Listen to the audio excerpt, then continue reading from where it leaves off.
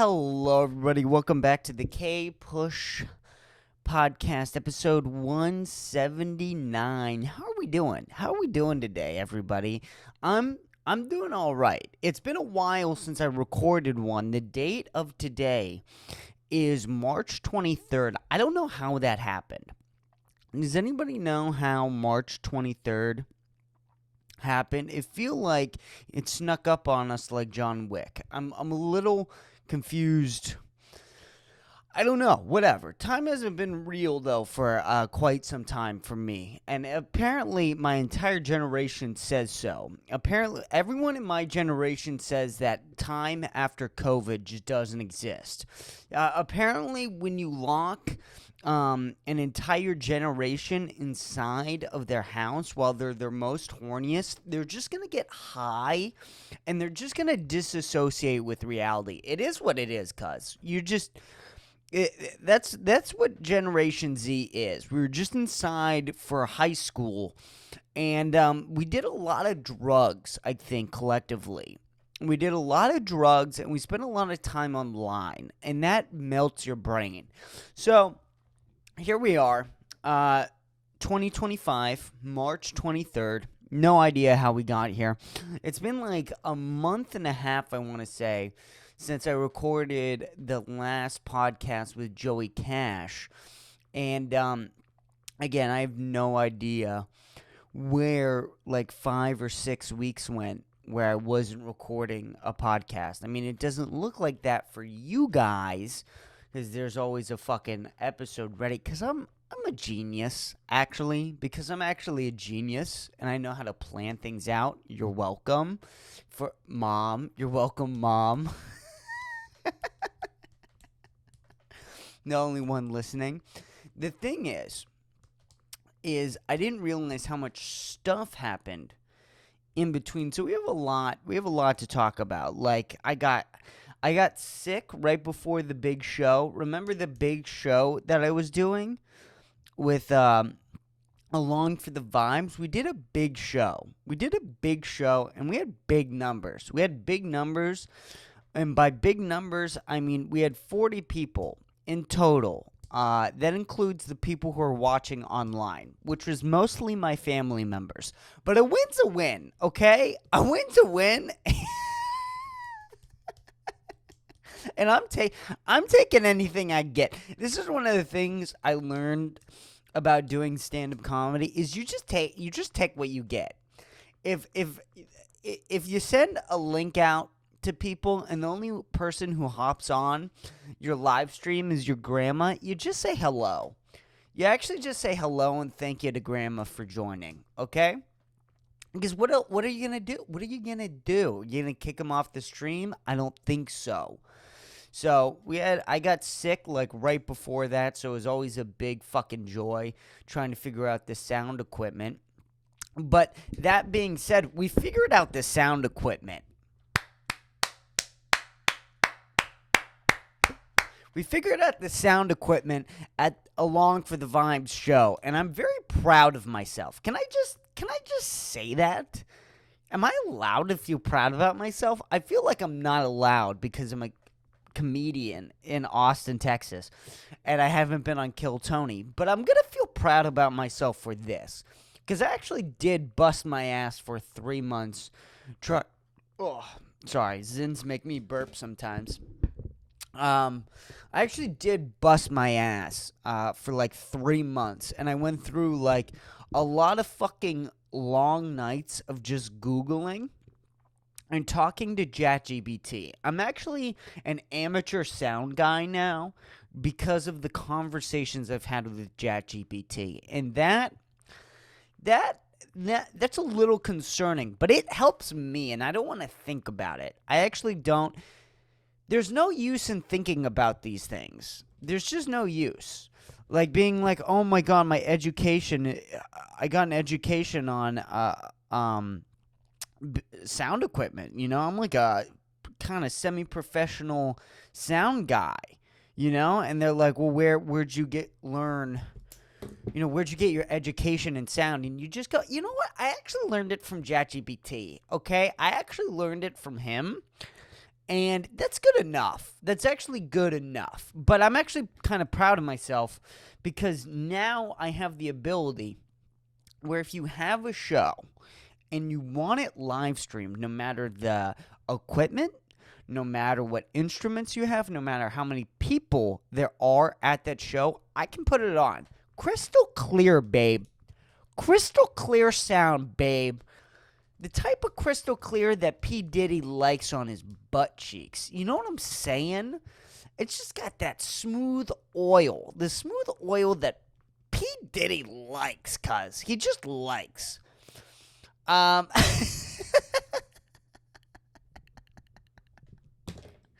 And oh,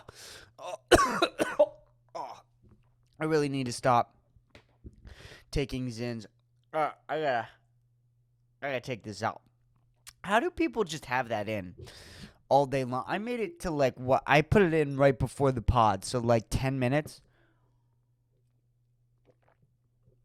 I'm fucking dying over here. Jesus Christ. I like the little boost that nicotine gives, though. I just do. I like the boost. I also broke my toe. That's fun. We'll get into that. I broke my toe. I got into an argument with my friend because I was too drunk. And sometimes when you're a little drunk and you start texting people, and on top of that you're dyslexic, you're going to misread a couple messages. You're going to misread a couple messages. You're going to take some things out of context. And, you know, when you go back and you reread the text messages, even while you're drunk, you're just going to go, wow, I got this one wrong, cuz, huh? Wow, I really got this one wrong here, huh? I did this is no good. Plus, on top of that, you add in the amount of open mics I've been doing and 40 hours a week at Kava. And on top of that, a little bit of private lifeguarding, cuz. A little bit of private life, which pays real nice. We're talking $420 in one day. $420. I don't know why that was the amount I was paid. It's just God sometimes likes to play little tricks on you. He just does. And it might be, Snoop Dogg's favorite number you get paid in one day. It's just I didn't make this, okay? It was $415. But, I thought it was you got to round up. And I think moving forward, I'm just going to try to pursue private lifeguarding because I'm sitting in these backyards of these gorgeous homes. I didn't really appreciate a gorgeous home until you live in an apartment. And when you live in an apartment for 3 years and you show up to somebody's home and it's nice, you just go, this is nice. This is a nice home. And I could see myself, coming home in a nice home, hopping online, or, setting up my podcast equipment and just trying to make dick jokes, which is all what we really want in America, I think, is just everybody to have a nice home, have a nice podcast studio where you can just try to make dick. That's all you can ask for anymore. So I like being in these backyards of these homes and just sitting next to a pool. Have you, there's something about sitting next to a nice pool.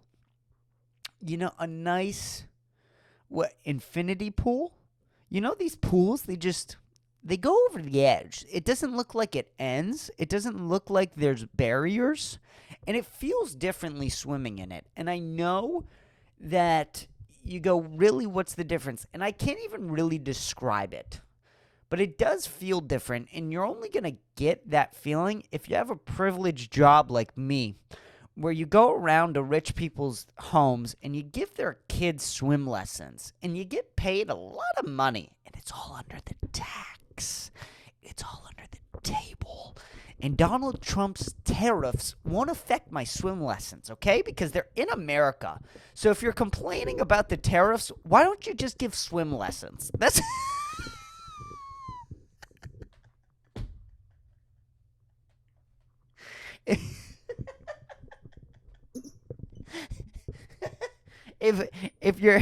if the tariffs are hitting you pretty bad and you can't afford to go to college, I suggest you learn how to give swim lessons. And then just buy lifeguarding equipment online. Just buy lifeguarding equipment online. Just go get lifeguard certified at your local YMCA and just charge the rich people $60 an hour, and they won't even notice. They won't even notice. You'll feel like you're robbing them, and they'll just shake your hand and smile. And it's like, what's going on here? This doesn't feel right. But we had the big show. I want to talk about this. We had the big show. And we handed out flyers. We did some marketing. We posted this stuff on the story. We were all very active on social media. I sent the link out to all my friends and family. I tried to tell my friends to call me a faggot in the comments to try to boost the algorithm. And I knew that would draw in a lot of my friends. Having the ability to call me a faggot while I'm doing stand-up comedy. My type of friends, oddly, they find this intriguing. They like this. They get joy out of it. I'm not going to judge them. I'm just going to use their interests to boost my algorithm on my, my shitty projects I'm working on down here. No, but Twitch didn't like that. They didn't like it, and they didn't let them call me a faggot. But that was disappointing, to say the least. But what was even more disappointing is the performances. The performances that we had at the show were rather lacking, I want to say. And I like that the only person who listens to my podcast is my mom, because I get to just kind of let loose on this podcast, and I don't really need to worry about the other open micers who we booked on the show to listen to this, because it's not going to happen. In all honesty, I wish we would get some beef going, but it is what it is. It just didn't work out. So there was a big problem, I think. I think we booked a little too many women.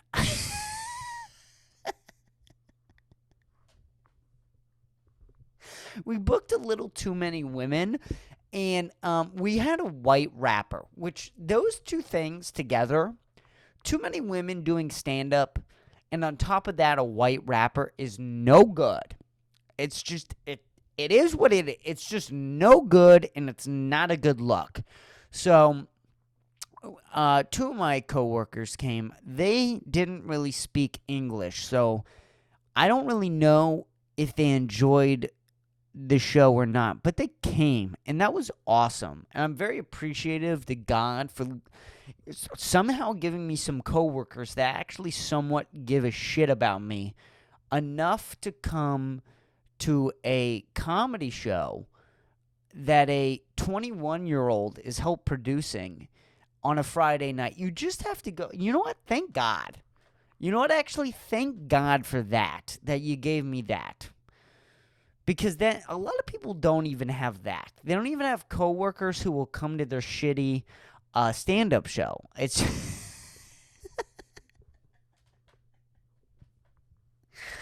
I mean, it is what it is. So we had a little bit of lacking of the performance side. I thought the energy was a little off overall. A lot of my relatives and the people on the show said that I probably had one of the best sets, which is, and look, they're obviously biased, but what I'm trying to say is that's not a good thing.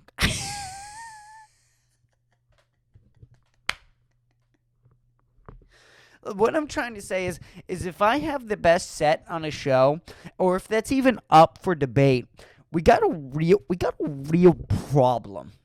We got a real problem. We might need to step up the level of talent that the show is putting out. But unfortunately, it is what it is. So I thought I did pretty good. The sound sounded very good. I thought the audio to the podcast was phenomenal. I thought I had a decent set. I thought I could have done a lot better. I thought we had some good performances. I don't want to dog shit on everybody, but there were some performances in particular that were lacking. And also, I found that a lot of these open micers who come and do this show, I was very disappointed with, because a lot of them couldn't even post the link on their story. Even when I asked them, they're almost like they were ashamed to even be doing the show. And I'm not going to lie, that kind of pissed me the fuck off. Also, when I sent them the link to the YouTube video of the whole show that they were just on, a lot of them chose to not even acknowledge it in the group chat. And that sort of rubbed me the wrong way as well. So you had these people who didn't promote the show whatsoever. They didn't send out the link. They didn't share the link. They didn't even acknowledge the YouTube video of said show after it. And then on top of that, they showed up and they didn't do well. So I gotta say this, unless you're Dave Chappelle, why don't you just post the fucking link on your story? Yeah.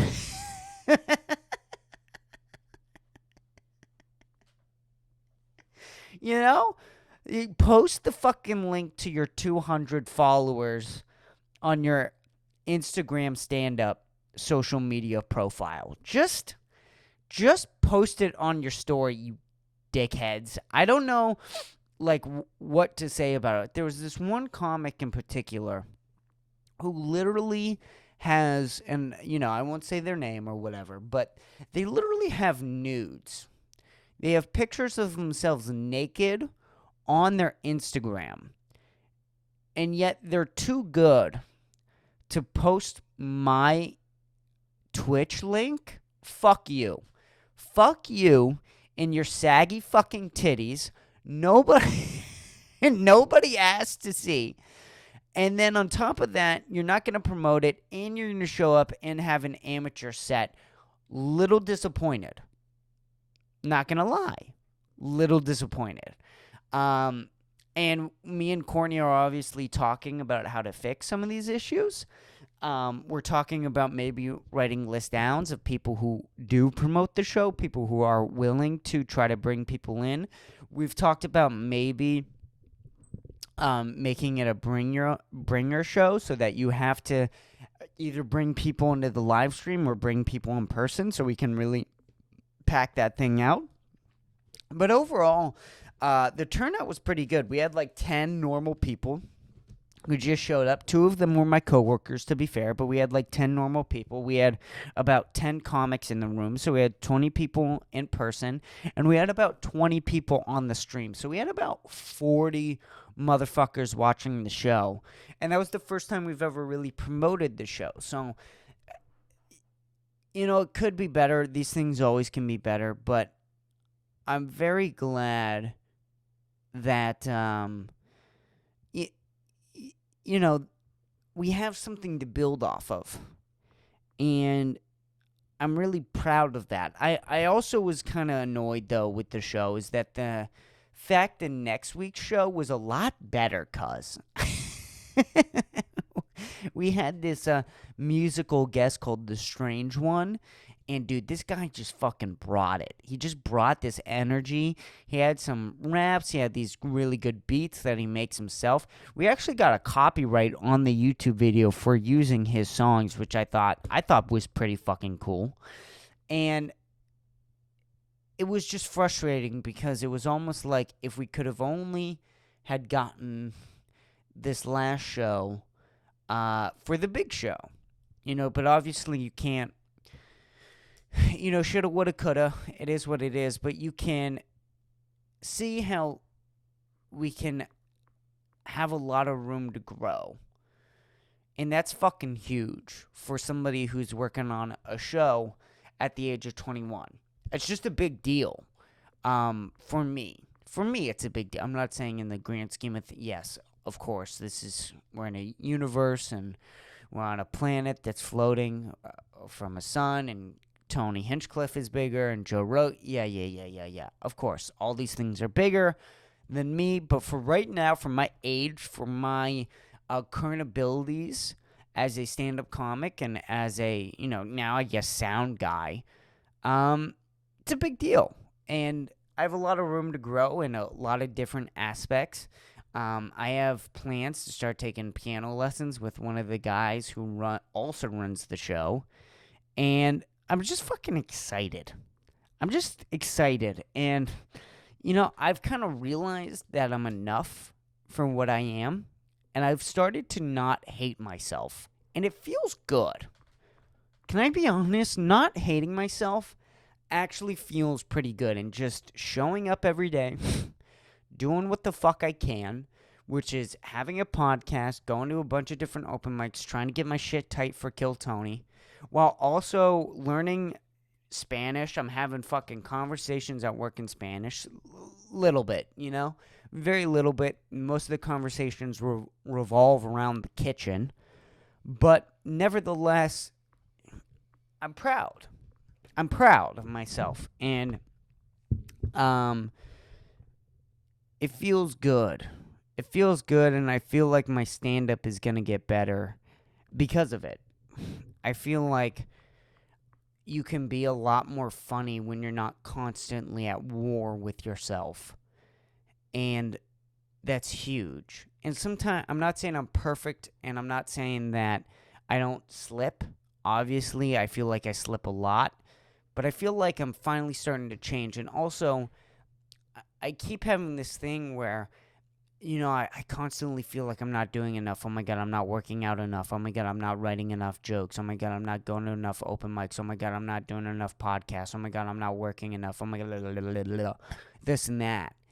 And it feels good to just look back and go, well, dude, you did this, which is about half of what you want to do. And already that's more than most people do in their entire life.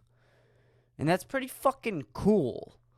It's pretty fucking cool. And I'm just starting to admit it. And I just want to be proud of myself and be proud of what I'm doing and kind of recognize that, like, hey, you don't need to be perfect at the age of 21. You're not going to be Dave Chappelle. Not everybody can be Dave Chappelle. But you meet Chris Pushkar.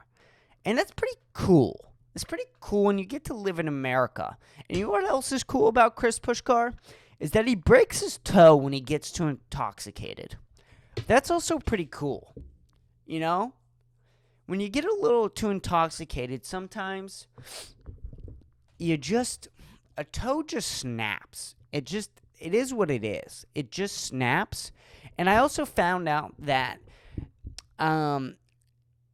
breaking a toe is the one thing that you don't need a medical professional to prescribe it. You can self-diagnose a broken limb. You don't need a medical degree to say, hey, I can't move that. I once had the ability, now no longer. It's just gone. I can't move it. There's also something very humbling about breaking your toe while making a milkshake, Just thinking about, you put that peanut butter in the freezer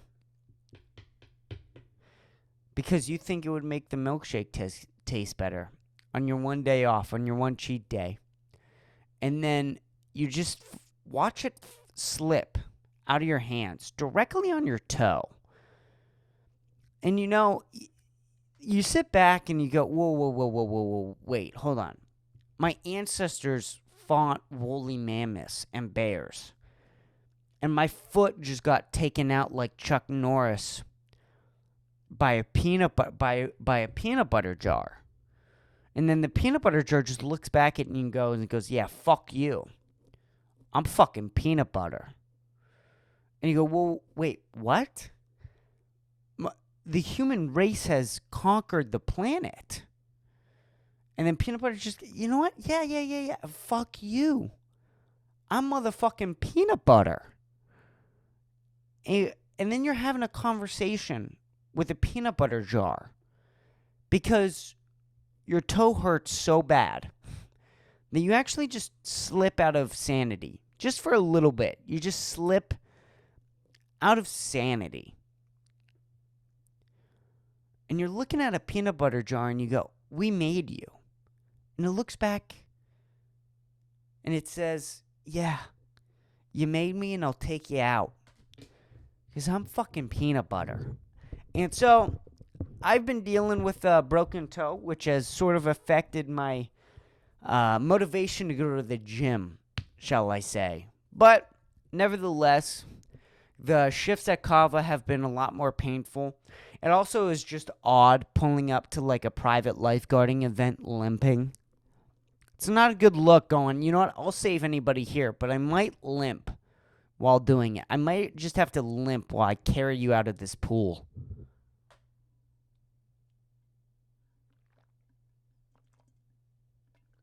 Not a good look.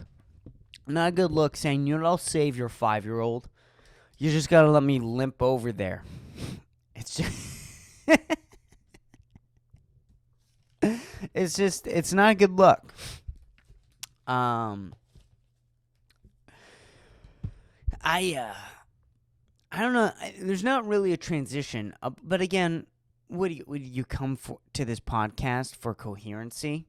Is that why? To hear a 21-year-old be coherent? No 21-year-old is really coherent. We all kind of don't know what we're saying nor what we're talking about. It's just, it is what it is. But I bombed so bad yesterday.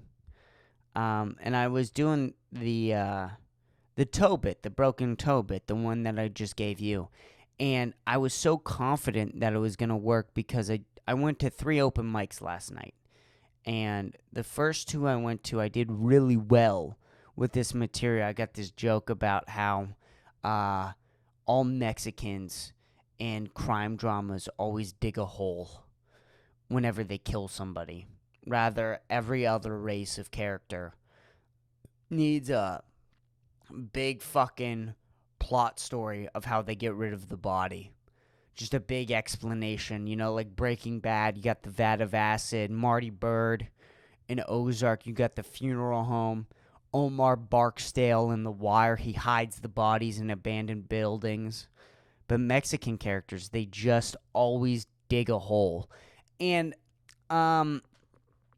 it worked real well for the first 2 open mics. I mean, I was getting laughs with like 3 people.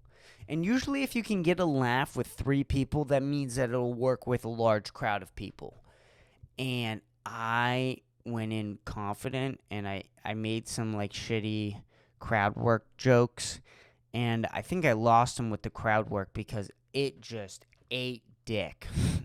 I mean, I'm not getting a single laugh. And it was at Ty's open mic. And it's a live stream, so it's on the internet forever. You know, I kind of feel weird about doing stand-up comedy like in a live stream almost, because you just know that that's online. That's never going away. You know, people will go back. If you blow up and get big on Netflix in 10, 15 years, people will go back and go, dude, look at how he sucked when he was 21 or 19. I don't know what's my earliest age I was on like a live stream. Probably around that. Probably. I mean, I'm not certain, but it's got to be around that. And it sucks, but I was a little proud of myself. You know, I'm on this self-love. I'm on this self-love journey right now, cuz I'm on the Mel Gibson? Not Mel, it's Mel Robinson? What's that bitch's name who's got the podcast that my sister listens to? It's Mel Robbins. Is that it? She's got the podcast. The Mel Robbins. My sister has a brother, me, with 178 podcasts. She hasn't listened to a single one, yet she goes on and on about the Mel Robbins podcast, and I'm ready to shove her face into a wall over it. But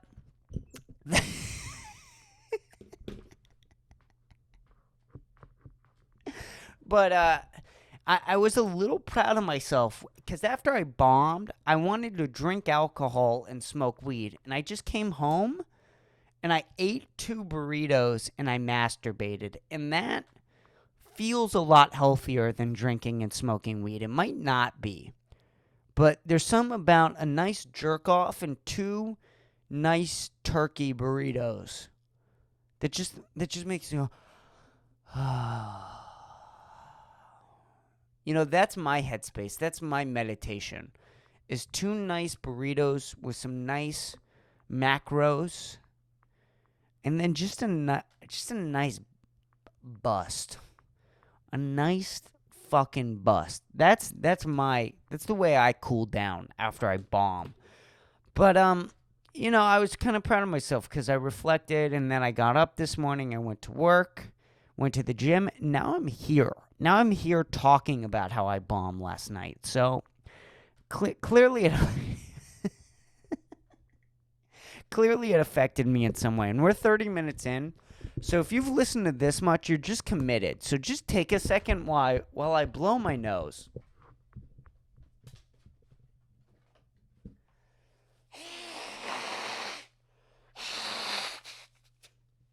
I don't know how these podcasters, they record an entire hour of just them talking. Like, doesn't anything build up?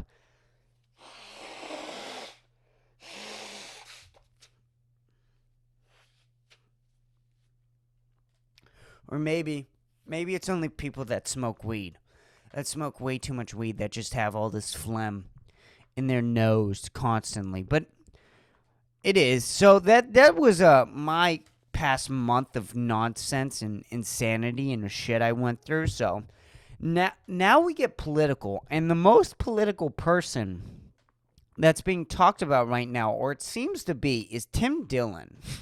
Because Tim Dillon went on CNN with this person who is drugged, just clearly just a little too drugged up for Tim Dillon. You can't come out Tim Dillon a little buzzed on benzos. It's not a good look. And also talk to him about stand-up comedy, which clearly this bitch had no fucking idea what she was talking about.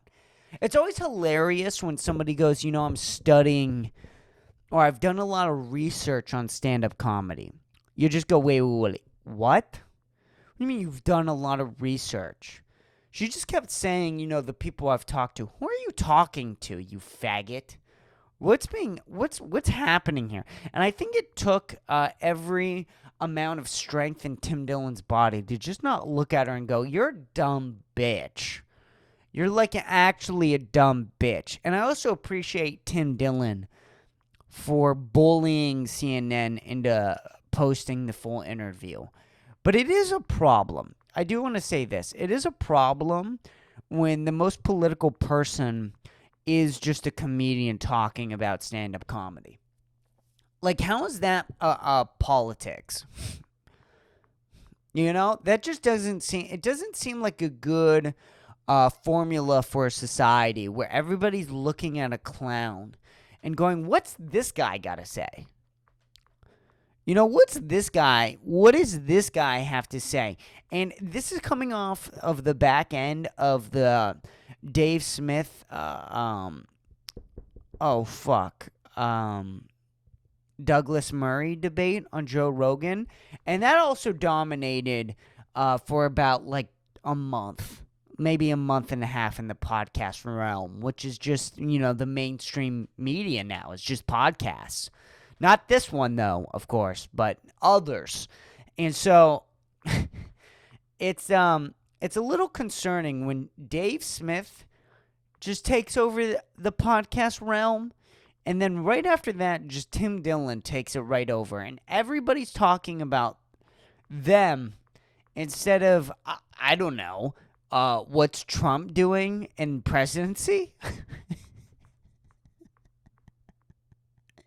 or what's going on in Israel and Gaza. And I get that the Dave Smith, Douglas Murray thing was about Israel and Palestine. I understand that.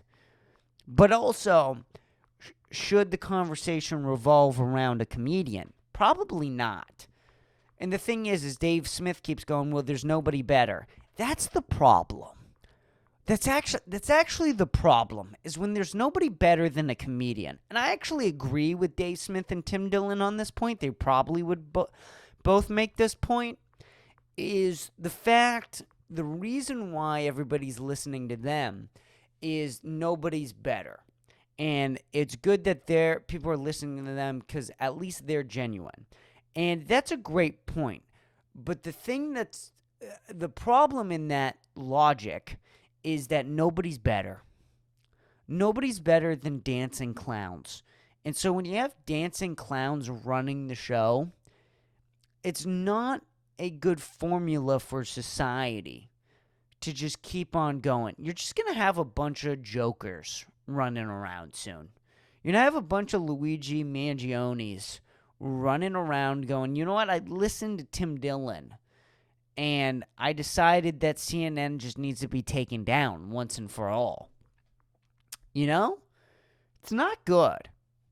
It's not good. It's just a good sign of what's going on with our culture at the moment, and how it's not as strong as it used to be. You know? It just isn't. And you got this thing now with Theo Von, where he's breaking down and crying about Israel and Palestine. And everybody's talking about Theo Von having a mental breakdown. And you just go, what is the other, how is this controversial? How is this news? And how is the only thing that isn't being said about that is, Theo, you're kind of a fag. You're kind of gay. That's kind of gay. Getting on a podcast and crying about a foreign country is just a little. Just put a cock in your mouth. Just put a... But like Ben Shapiro is talking about Theo Von. It's, guys, we're not looking good. We're not looking good if the Daily Wire, an entire news business, what do you even call them, a news station? Calling them a news station, news media company? I don't know, whatever the fuck you call the Daily Wire is. When you have an entire news company, station, media operation, whatever you want to call them, talking about Theo Von and his current mental breakdown. Theo Von has had a lot of mental breakdowns about a lot of different things. Okay? What makes this one special, and why is this one controversial? It's not good. Speaking of mental breakdowns, Kanye West, he's been getting into a little trouble recently, and in fact, before we start talking about Kanye West, I'm gonna do a shot of vodka, because it seems like if we're gonna do this, if we're gonna go into Kanye talking about hailing Hitler and sucking his cousin off, we're gonna need a little boost. So we're gonna take this.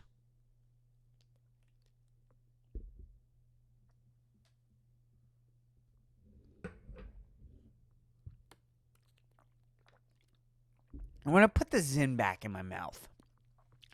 We're just gonna put the Zin back in my mouth. So here's the thing with this whole Kanye West thing. All right. So I don't know where to start, but a lot of people had this big reaction when they saw the Heil Hitler. You know, the music video where you had a bunch of like black guys in like a room, I don't even know, in like a warehouse, in like a garage, and they're all, all my N-words, Heil Hitler, I guess, whatever the lyric. I'm not gonna, come up with the exact lyrics. I'm especially not gonna say the N-word. So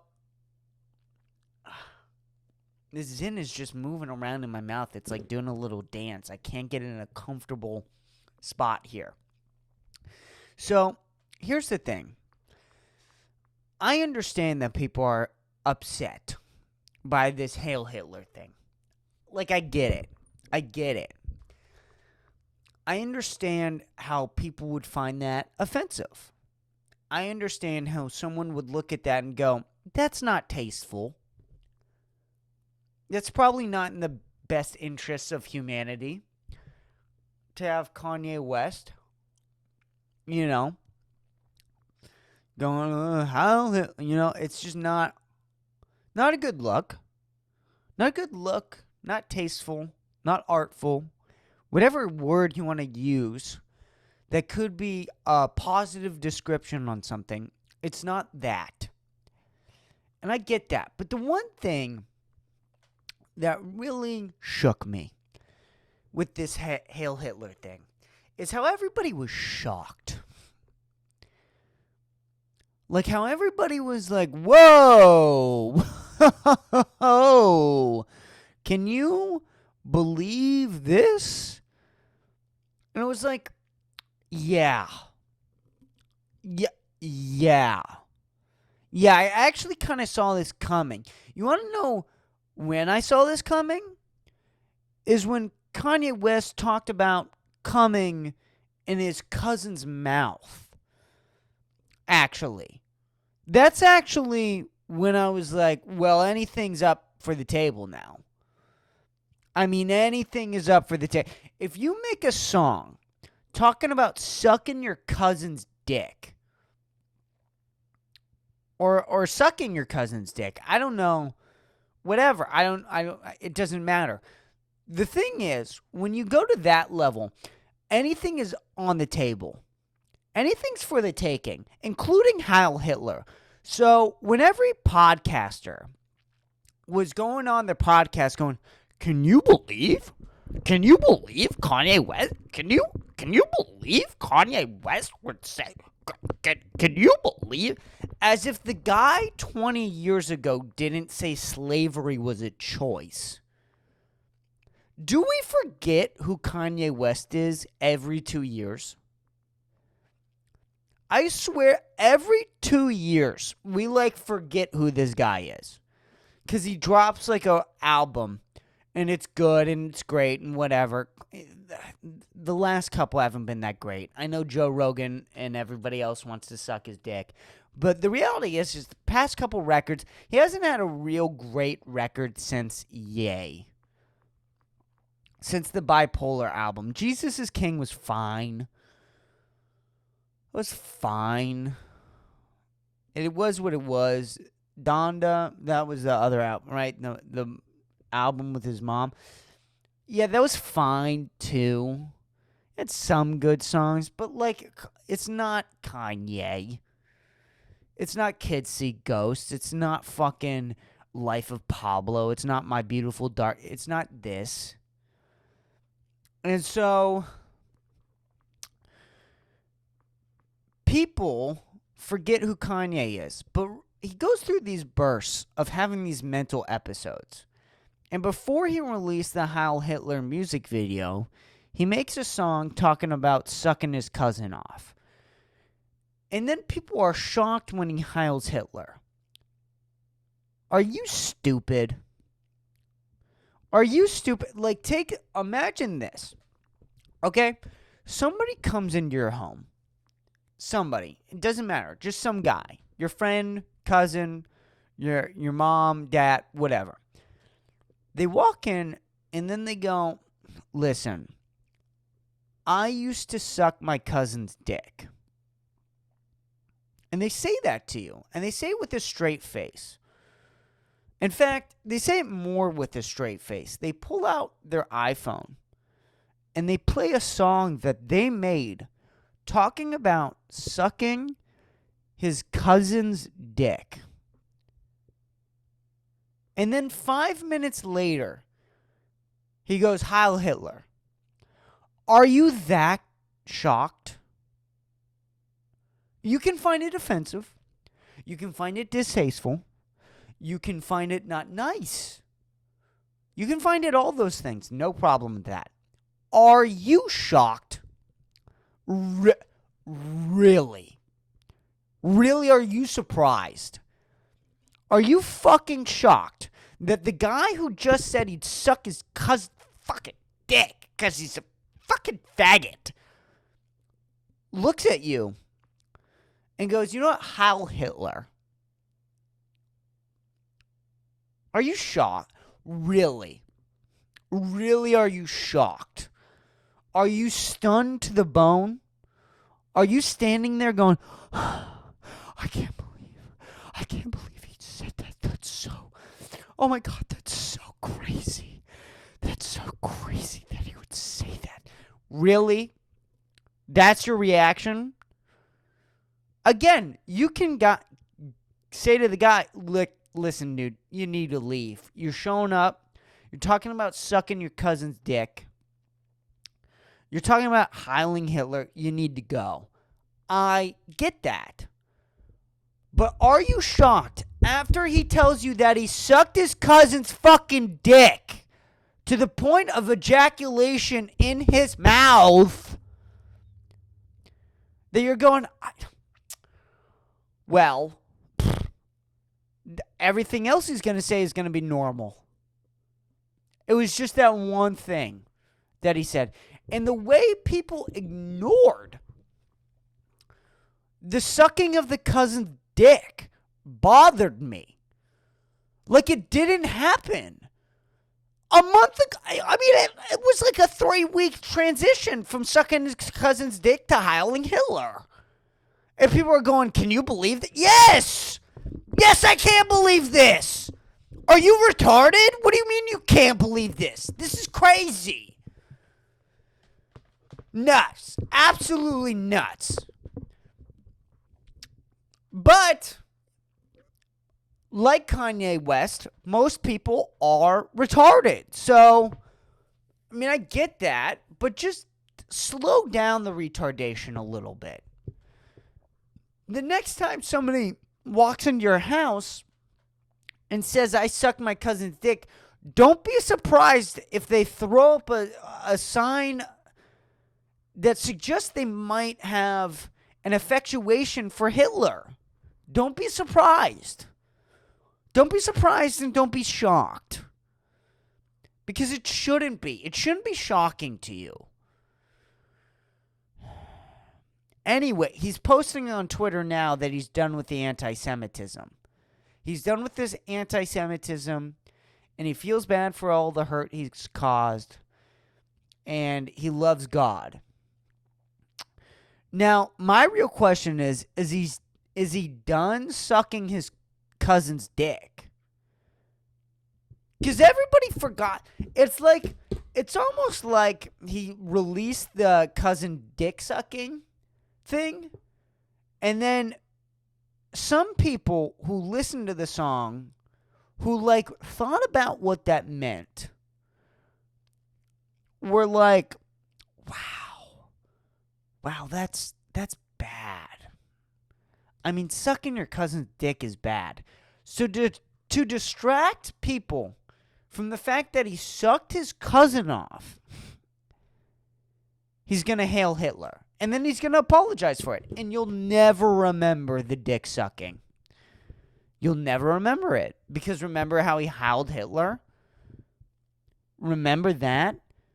It bothers me that nobody's talking about the cousin dick sucking. Am I alone in this? I feel like I'm alone in this. This idea that,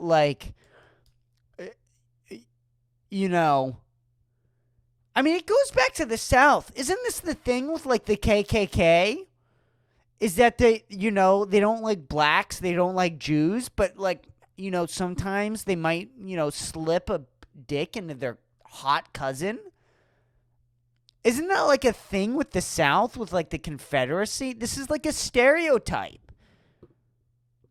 And so when anybody starts saying that they fuck their family members, you just raise an eyebrow. You go, what?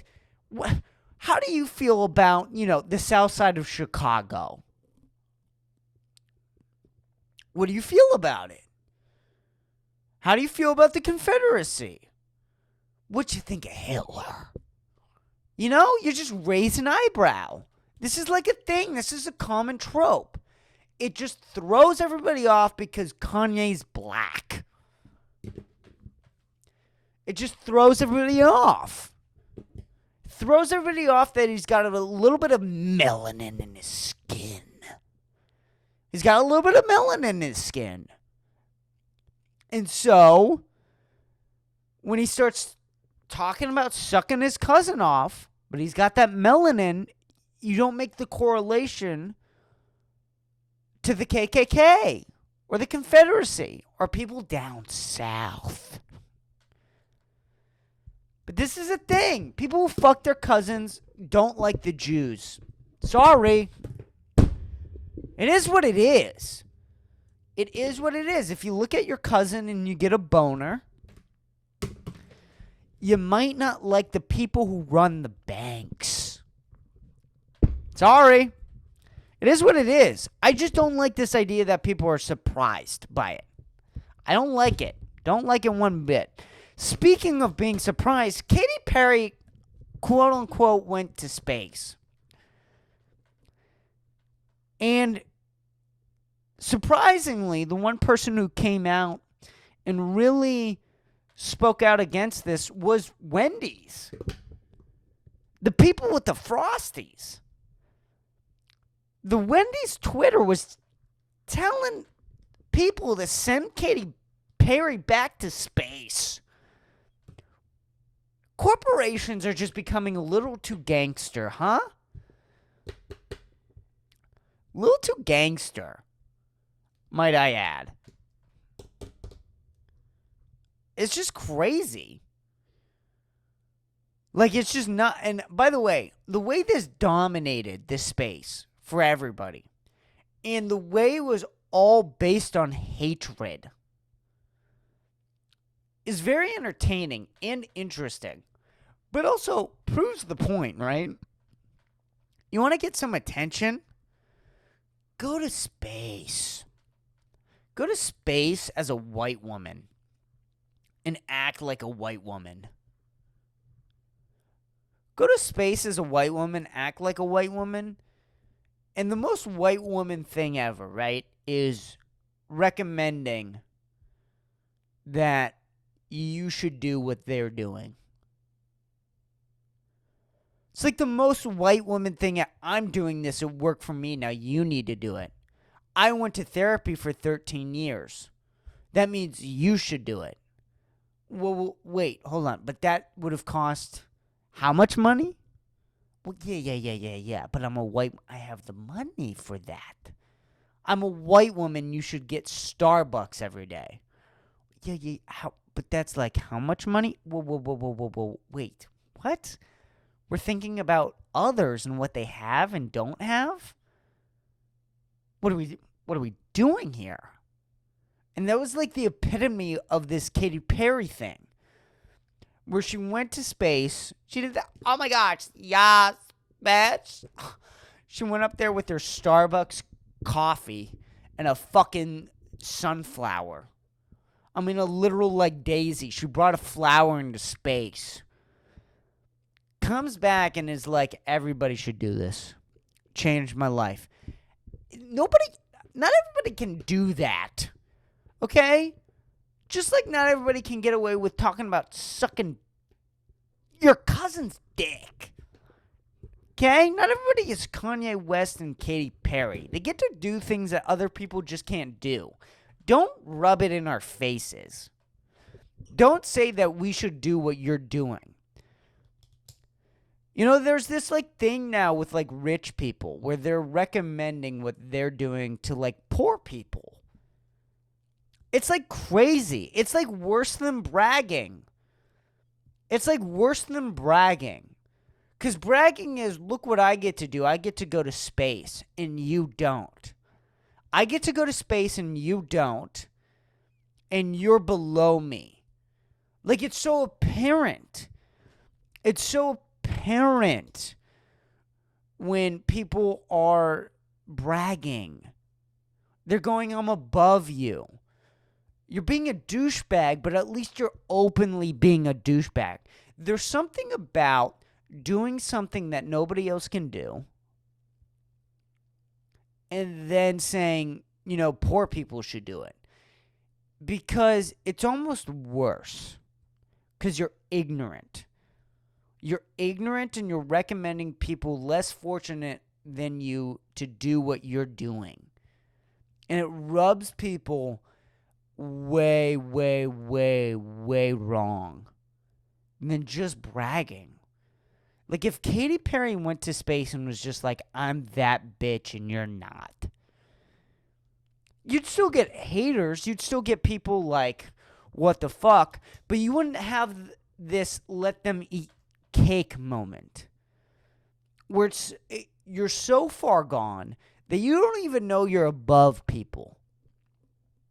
There's some about not being so rich, so powerful, while everybody else is struggling, that you don't even know where you are. And so when you're recommending things that you should actually just be bragging about, it pisses people off. And this is a thing with rich people now too, with like the carnivore diet. You get like a lot of carnivore diet people. You get a lot of fasting people. A lot of people who are like, you should fast all the time, every day. And poor people are going, I'm already doing that because I can't afford money. I can't afford money, and I'm already doing that, and I don't have the money to pay for meat. I do. Not really. I just work at Kava, and I steal steak from Kava, so I get to eat steak. But that's still privilege. Having a job at Kava is privilege. Getting paid 17, whatever I'm getting paid, 17 something, I forget, doesn't matter, is a privilege. It's better than being in Gaza, tell you that. And that doesn't mean that some days it doesn't suck. It doesn't mean some days you're not going to want to put a gun in your mouth.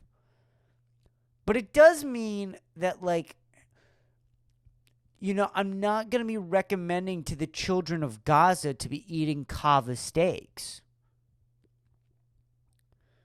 I'm not going to recommend that. If you can do it, you should. That's what Katy Perry should have said. If you can go to space, I would. If you can, I would. And that's not what Katy Perry said. It's you should go. Person living in a one-bedroom apartment with 3 people. It just doesn't rub people the wrong. It doesn't look good. It's not a good look. So, we should kill Katy Perry. That is something that we absolutely should do. Now, I'm feeling good. We're an hour in, and I'm feeling good. So, we're going to go a little off the record here. If you're not into this, just leave. By the way, if you're like, this was okay, it's about to get a lot worse, because I'm going to try to look something up about something that I don't know a lot for. And one of my coworkers, one of my coworkers showed me this video of this AI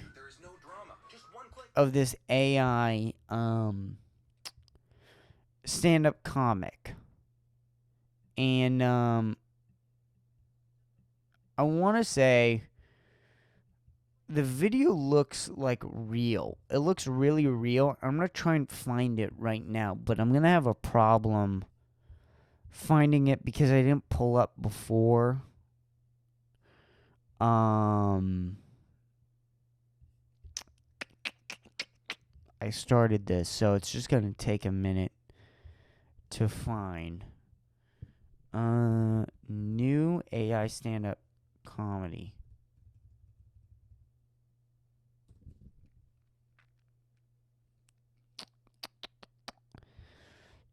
It's going to be really awkward if I can't find it. I just thought that it would come up because my coworker showed it to me, so I was like, it's got to be fucking here, huh? It was the shit. Is it the Shih Tzu joke? It was like a Shih Tzu joke.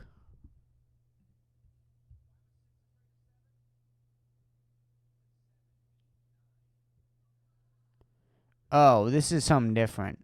But okay, this actually gets my point across either way. So Mac OS screen. See how unprepared I am? See how fucking absolutely unprepared I am? Not CapCut. Why would we want to go to CapCut? That's like nuts. Okay, so here we are. It's gonna be in the middle of the video if you want to check it out or not. Let me make sure that this is working with audio. Why was 6 afraid of 7? Because 7, 8, 9. So, hold on. Why was 6 afraid of 7? Because 7, 8, 9. Now, this is a joke that's like pretty bad, and it's only 8 seconds, so it's not getting my exact point across. But that video is entirely AI generated.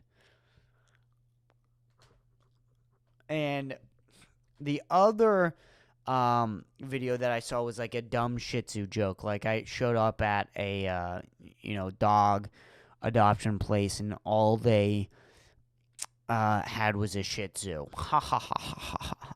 The thing is, though, is that they're getting the rhythm of stand-up comedy, and a lot of stand-up comedy is actually about rhythm. A lot of people don't know this, but a lot of stand-up comedy is just making a joke, ha ha ha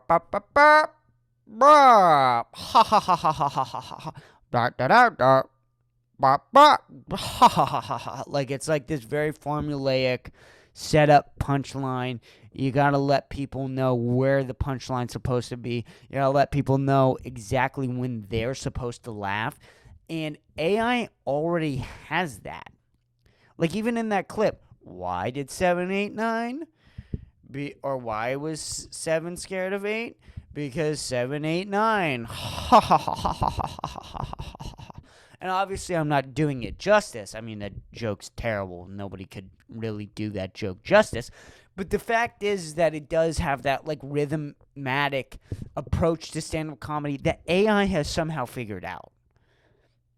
And it's not, I'm telling you right now, it's not going to take long for them to like really start making new jokes. But the thing is that this video looks real. It looks real. It doesn't look like it looks, so it looks kind of grainy.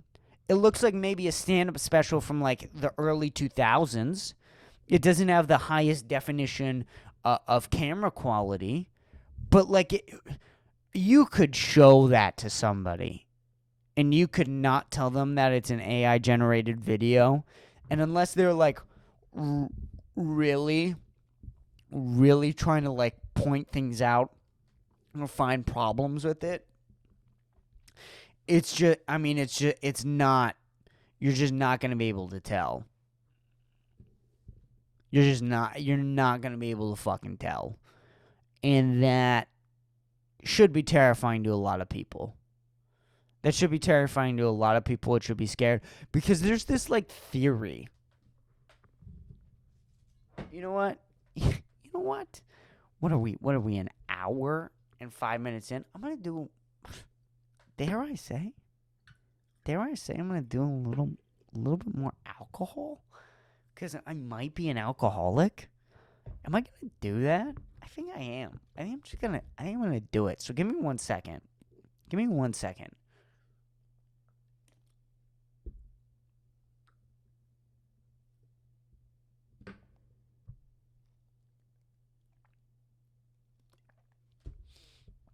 So there is this like thing though, where it's oh my goodness gracious, but there's this thing where this idea that stand-up comedy is going to be the last thing touched by AI. Like yeah, AI might be able to make movies, it might be able to make songs and music. But like jokes are so they're so hard. they're so hard to write. And to be a really good joke writer, it's just going to take a level of magnitude of intelligence that AI won't be able to comprehend. And I want to say that that's probably wrong. That's probably wrong, and I think AI generated stand up comedy is coming a lot sooner than we think. And if this is true, that AI, or not AI, but stand up comedy is just requires this level of intelligence and humanity and fucking humbleness that you can never have a computer write jokes. I mean, what are you, fucking nuts? That's false. That's false. Number one. But number two, if that is true, what happens when AI is perfectly able to recreate it? What happens when you see the first AI Netflix special? What happens? And by the way, the thing is it's going to be really appealing. It's going to be like a mass appealing. Like, they'll go through and figure out all the right moves and niches and kinks to pull and all the cards to play to really make it mass appeal. So you'll get just a bunch of fucking people watching this AI stand-up on Netflix because it's on Netflix. And people don't give a fuck. And, you know, it has that auto recommendation thing. And people just click on whatever because they don't know what to watch. Even though that they haven't seen The Sopranos yet. Or The Wire. Or whatever. You're going to watch that. And they're going to watch it. And you'll probably be able to customize it, right? They'll probably have a clean and a dirty version. Because why not? Because why not? So you'll be able to watch like it with your friends, with your boys as you're having a couple drinks. And you'll also be able to watch it with your grandma. And that's going to dominate. And then if that happens, like what else? Because there's just this theory, right, where it's like, oh, dude, like electricians. Like, no, you'll need electricians. You'll need plumbers. Like, AI won't be able to, like, figure out all the different nuances and handle all the different problems and things that are thrown at it, and they won't be able to figure it out. And it's like, why not? Why not? Why won't it be able to figure it out? Because we're already at the point now where it's like you can't distinct reality from fiction when it comes with these AI videos. And that means movies is coming. The first AI-generated movie, I'm guessing, is with 3 to 5 years. At most. At most is 3 to 5 years. And we'll see how that does. The first one's probably not going to be great. But 15 years from now, 20 years from now, we're talking about 2045. 2045. And people go, that's like far away. But how far does 1995 sound? How far away does that sound? 1995. That's 30 years ago. Sounds a lot closer than 2045. But in reality, it's a whole decade sooner. It's a whole decade sooner to 2025. And, like, think about all the things that have happened that the internet has changed. And now we're talking about AI. This thing that has progressively gotten more and more efficient in ways where you just can't even detect if it's alive or not. I think it's fucking alive. When you talk to ChatGPT and you talk about, like, problems, your, like, personal problems or whatever, and it gets, like, really deep, and there's no way there's not something in there. Maybe it's not conscious yet, but there's something in that. There has to be. Because no way could it be remaking realistic human interactions without some sort of understanding of consciousness, right? Doesn't that just make sense? That if it can fool a human being into what is and what isn't, wouldn't that require a level of consciousness? Or at least a level of understanding of humanity that is so profound that you would have to at least question what it is. And you can make AI do shit that just doesn't make sense, man. It doesn't make any fucking sense. And so I think, I think people greatly underestimate it about how much our world's about to change.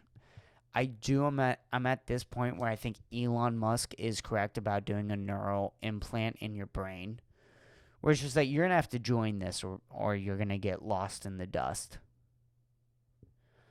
I mean, it is what it is. I just think that you're gonna have to fucking really get hooked up to this, or it's just not gonna work for you in the long run. It just isn't. It's not gonna work for you. And you gotta be ready for that. You gotta be ready for that.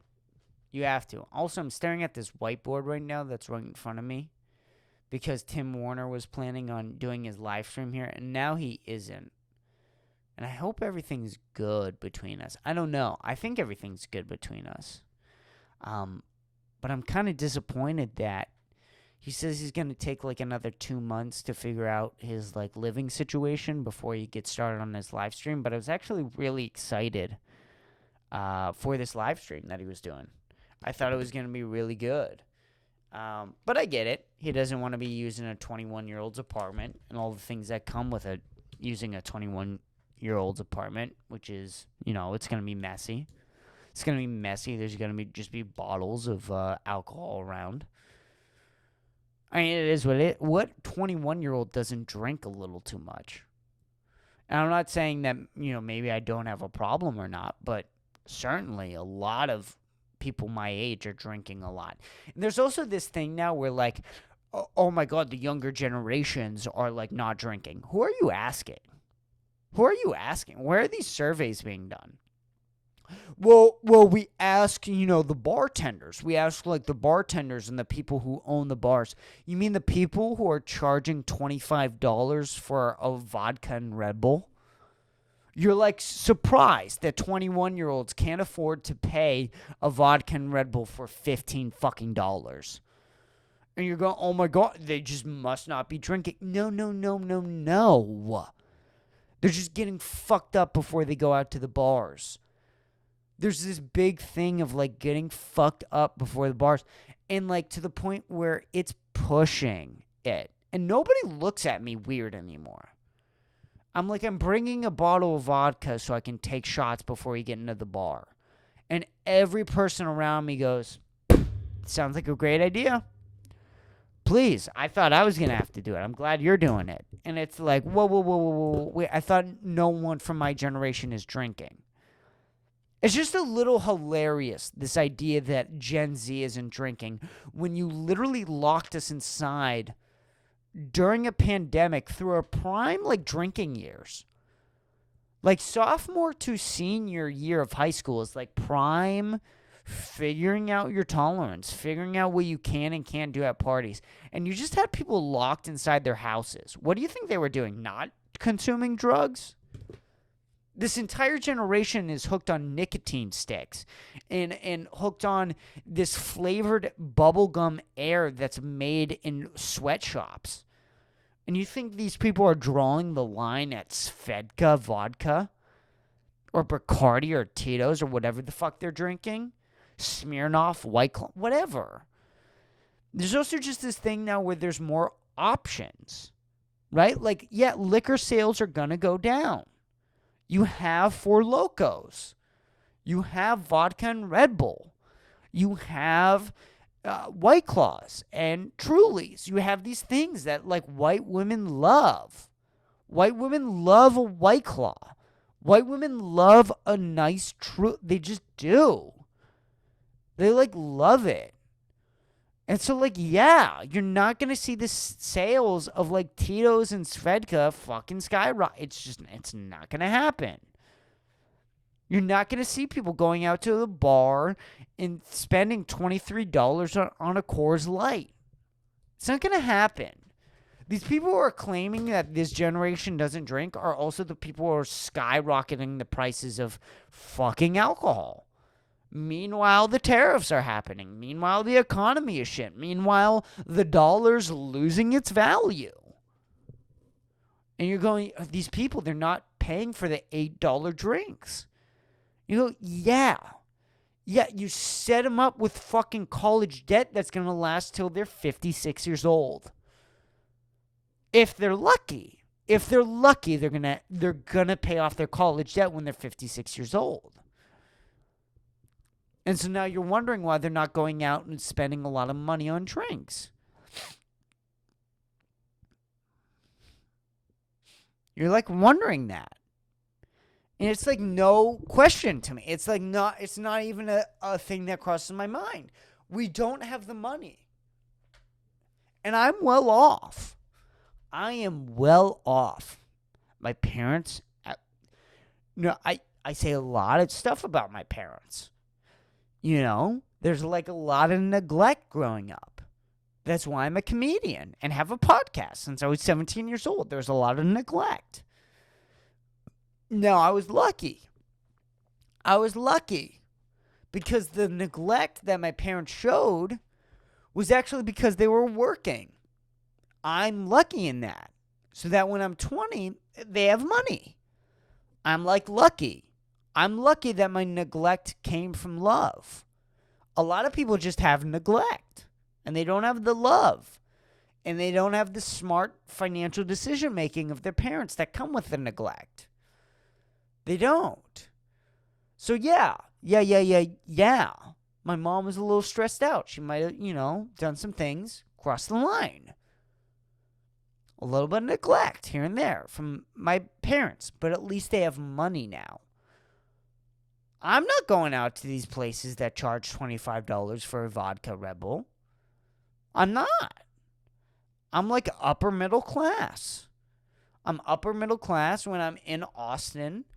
My parents kind of let me role play what it would be like to be lower class, lower middle class. They let me kind of, no, we're not going to send you enough money so that you can go out and drink every night. And if your parents are doing that, you're not going to go to these places. And if you are, you're getting really fucked up before. So that you don't have to spend any money while you're at these places. You're bringing like a shot of Tito's so that you can down it right before you go into the club. Because that same shot that you would be taking for what's worth $3, $2, depending on what liquor store you give, is going to be worth $16. And you go, I'm not going to pay 14 extra bucks. I don't have an extra 14 extra bucks. So that what? And that's not even like including the tip. Then you have to tip the bartender. Or you're expected to. And like for what? So that you have the experience of going up to a bar and like waving down your hand for 20 minutes as for a chance to get laid by the bartender? People aren't, but my generation just isn't going to do that. They're just not. You fucked us over too much. We're not going to be fucked over by the fucking bartender. And God bless the people that do. Some people do. Some people like, either they get so drunk that they don't look at the price, so they just buy a $25 vodka Red Bull. Believe me, they'll be regretting that the next morning. Believe me, with their nicotine addiction, they'll be going, oh my God. Oh my fucking God, I wish I bought 2 disposables instead of spending that $25 on the vodka and Red Bull. They won't do that next time. They won't fucking do that next time. But they will not be doing that next time. And they'll figure out a way to sneak in alcohol. to these like clubs and bars and whatever. Their security isn't like the CIA. You know, certainly not the fucking Secret Service. And the Secret Service's, security isn't even the Secret Service's security. They let somebody take a shot at the fucking president. So what do you think these local bars are doing? Huh? If you got the Secret Service letting fucking white boys in Pennsylvania take shots at the president, you don't think these local bars are going to let you take shots in the bathroom? Get out of here. This is ridiculous. This fucking idea that my entire generation isn't hooked on some sort of drug. Oh, they're not drinking as much. Oh, really? Is that because they're all hooked on Adderall? Is that because everybody's smoking weed at any point of any day? This is another thing. Weed. Weed was like scary. Weed was like scary. Like, unless you were in Austin, Texas, smoking weed in the 1990s, and even that, it was a little risky. But comparison to, like, smoking weed anywhere else in Texas, there's a lot of rare places I don't feel comfortable smoking weed at. A lot of places. I mean, there's a lot of places I do, but it's not nearly as much in the 1990s. I wouldn't go to Waco and smoke weed in Waco, Texas, but in Austin, I will light up a joint in front of the police officer in Austin, Texas in 2025. They might say put it out. Might. They might go, hey, come on, not in front of me. They might say that. I'm not going to jail. And you go, oh, you're white. No. Black people are smoking weed in front of fucking police officers too. Actually, the homeless black people are taking fentanyl in front of the police officers in Austin, Texas. So, like, what are we doing here? My generation's smoking a lot more weed. You got us all hooked on Adderall. Everybody has a dispo. And so when they go out, they're not spending $9 on a drink. They're pre-gaming. My generation is all about crypto, putting your money in stocks, saving whatever amount of money you can. And unfortunately, that correlates to not spending $107 at the bar to get like a little tipsy. Like $107 at a bar gets you like 5 drinks. And yes, that does get you tipsy as a 21-year-old. But my generation's looking to get fucked up. And so we're smoking a little bit of weed. We're drinking a vodka and Red Bull at home. In fact, we're probably going to take 2. Or we're going to drink like shots of vodka with a liquid IV for those who like really care about the calories. Which is like a lot. There's like a lot of people in my generation now who like care about the calorie content of alcohol, which is like funny, including me. It's funny. I mean, I'm one of them. But there's something funny about taking poison and being like, how many calories are associated with this poison? I mean, it's probably better, right? It's probably better than not caring about it, than being fat and an alcoholic. It's probably better to be like a skinny alcoholic. Probably, I don't know. I'm not a fucking doctor. But, you're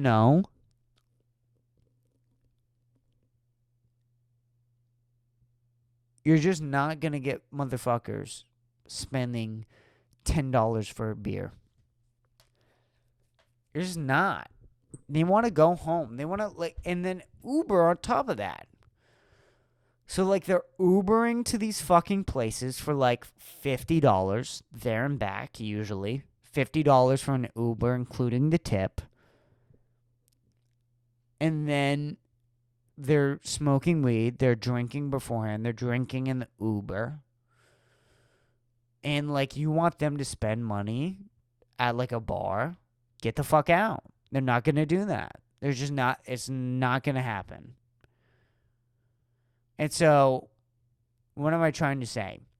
My entire generation is alcoholics or some sort of drug addict, and people are lying to themselves because they're not making as much money off of these drug addicts because they're choosing smart, efficient ways to be a drug addict. It is what it is. Anyways, that's going to be the podcast today because I did an hour and 25 minutes, and that's too long for a solo episode. So, thank you guys so much. I'm going to get some guests on. I got to schedule some guests for next week because I don't want to go back double with a solo episode. I want to get Don Armand on. He's my next guy that I really want to fucking shoot for, and he's kind of been shooting to come on the podcast, so that's probably going to be the next guest. But either way, my mom's coming to town on Sunday. I needed to get this out and ready for Wednesday so I can take the fucking week off and relax. And yeah, thank you guys so much for listening. This has been episode 179. I am going to go jerk off and take a couple more shots of vodka for my 12-hour shift at Kava tomorrow. Thank you guys so much. I love you. I love you so much. Like, I love you so much. And, like, don't spend that much money on alcohol. Don't spend that much money. And don't be surprised when Kanye West hails Hitler. Don't do it. And if you're going to make a milkshake drunk, don't throw it in the freezer because you're going to break your toe. Don't break your toe. Don't do it. Don't